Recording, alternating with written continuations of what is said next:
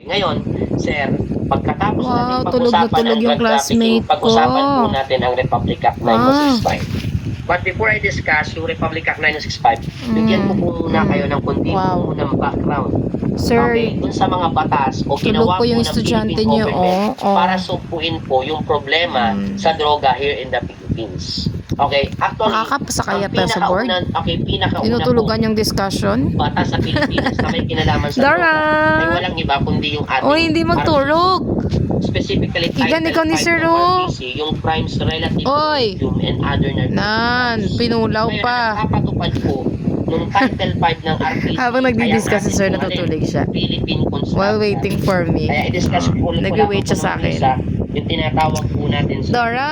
Philippine Oy, may klase tayo. Oy, Okay. may klase So, tayo. ang pinakaunang batas Stoy, natin, gumising RTC ka. Title 5 or Hoy, crimes relative to opium gising. and other narcotic drugs. Ngayon, sir, ang crime Sorry sir, absent muna si Dora natin dyan ay ngayon. walang iba kundi She's sleeping. Ah, Sir, sige, anong sleep na nangyari lang po ikaw dito? dyan. Ang papakokopyahin na lang kita mamaya sa notes ko. Okay, nagkaroon po ng Pakokopyahin na lang kita ha. noong Hoy. February 16, 1970. Sorry Sir, sir. anong meron po sa date na yan? Tulog February 16, siya. 1972, mga sir. Yung constabulary, the Philippine Ah, Constabulary